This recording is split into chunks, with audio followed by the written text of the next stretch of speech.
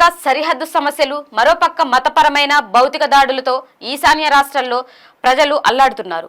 ఇటీవల మణిపూర్లో చోటు చేసుకున్న అల్లర్లే అందుకు తార్కాణం. కొన్ని రాష్ట్రాల్లో బీజేపీ డబుల్ ఇంజన్ సర్కార్ ఉన్న సిఏఏ, యూసీసీ, ఎన్ఆర్సీలకు వ్యతిరేకత వ్యక్తమవుతోంది. ఈ నెల 19న అస్సాం, మణిపూర్, మేఘాలయ, నాగాలాండ్, మిజోరాం రాష్ట్రాల 9 లోక్సభ స్థానాలకు తొలి దశలో భాగంగా ఎన్నికలు జరగనున్నాయి. గెలుపు కోసం ప్రాంతీయ పార్టీల వెంట బీజేపీ, సామాన్య ప్రజలకు చేరువగా ఇండియా కూటమి నడుస్తున్నాయి. ఈ నేపథ్యంలో ఈశాన్యంలో గెలుపు ఎవరిది? మణిపూర్ 1967 నుంచి 2018 వరకు కాంగ్రెస్ పాలనలో కొనసాగింది. ప్రాంతీయ పార్టీలతో పొత్తు పెట్టుకుని 2019లో బీజేపీ అధికారంలోకి వచ్చింది.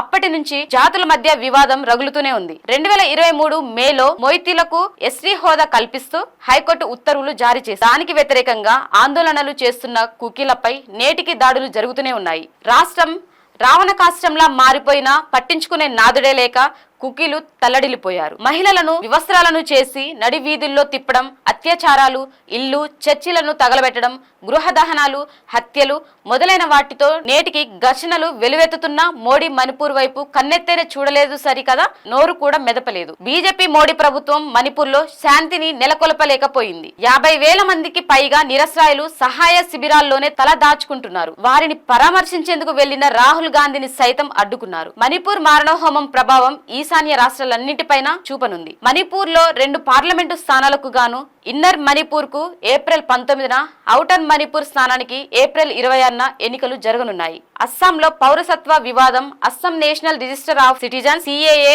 సరిహద్దు వివాదం వంటివి ఈ రాష్ట్రంలో ఉన్న ప్రధాన సమస్యలు. బీజేపీ తెర తీసిన ఎన్ఆర్సీలో పేర్ల నమోదుకు ప్రజల నుంచి పెద్ద ఎత్తున వ్యతిరేకత ఎదురైంది. తమ పౌరసత్వాన్ని నిరూపించుకోవడానికి స్థానికులు, వలస కూలీలు ఎన్నో ఇబ్బందులు ఎదుర్కొన్నారు. బంగ్లాదేశ్ కు చెందిన వారిగా అనుమానించబడిన వ్యక్తులు, విదేశీయులుగా గుర్తించబడిన వారు, అనుమానాస్పద ఓటర్లు, ఇతర కారణాల వల్ల ఈ రిజిస్టర్ లో పేరు నమోదు కాని వారిని ప్రత్యేక నిర్బంధ కేంద్రాల్లో ఉంచారు. వీటిని 2010 నుంచి నిర్వహిస్తున్న కనీస సౌకర్యాలను నోచుకోక ఇబ్బంది పడుతున్న వారెందరో ఈ మధ్య తెర మీదకు వచ్చిన సిఏఏకు వ్యతిరేకంగా ప్రజల నిరసనలకు భయపడి కేంద్ర హోంమంత్రి అమిత్ షా అస్సాం పర్యటనను రద్దు చేసుకున్నారంటే దాని తీవ్రత ఎంతలా ఉందో అర్థం చేసుకోవచ్చు. సరిహద్దు వివాదాలను చక్కబెట్టడంలో సీఎం హిమంత బిశ్వ శర్మ విఫలమయ్యారు. పైగా కులాల మధ్య విద్వేషాలను రగిలించడానికి ప్రయత్నిస్తున్నారు. రాష్ట్రంలో 14 లోక్సభ స్థానాలకు 3 దశల్లో ఎన్నికలు జరగనున్నాయి. 2019 లోక్సభ ఎన్నికల్లో బీజేపీ కూటమి గెలుపొందింది. కాంగ్రెస్ 2వ స్థానంలో ఉంది.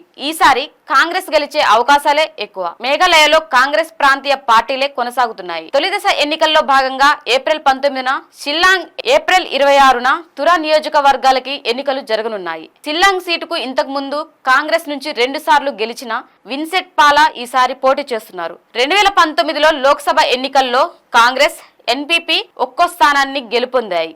ఈ ఎన్నికల్లో కాంగ్రెస్ తో తలపడేందుకు నేషనల్ పీపుల్స్ పార్టీకి బీజేపీ మద్దతు తెలిపింది. గత ఏడాది అసెంబ్లీ ఎన్నికల్లో ఎక్కువ సీట్లు కాంగ్రెస్ సాధించినప్పటికీ కావలసిన మెజారిటీ రాకపోయేసరికి 2 సీట్లు గెలుపొందిన బీజేపీ, ఎన్సీపీ, ఎన్పీపీ, పీడీపీ, హెచ్ఎస్పీడీ స్వతంత్రులతో కలిసి ప్రభుత్వం ఏర్పాటు చేసింది. నాగాలాండ్ లోనూ ప్రాంతీయ పార్టీలతో కాంగ్రెస్ పోటీ పడుతుంది. నాగాలాండ్ లోక్సభ నియోజకవర్గానికి తొలి విడత ఏప్రిల్ 19న ఎన్నికలు జరగనున్నాయి. 2019 ఎన్నికల్లో ఈ స్థానానికి ఎన్డీపీపీ మెజారిటీ పొందగా కాంగ్రెస్ 2వ స్థానంలో నిలిచింది. 2004-2014లో ఎన్పీపీ గెలుపొందింది. యూసీసీ నిర్మాణంలోని అన్ని పార్టీలు వ్యతిరేకించాయి. యూసీసీ పార్లమెంటు ఆమోదించిన నాగాలాండ్ లో మినహాయించాలని కోరుతున్నాయి.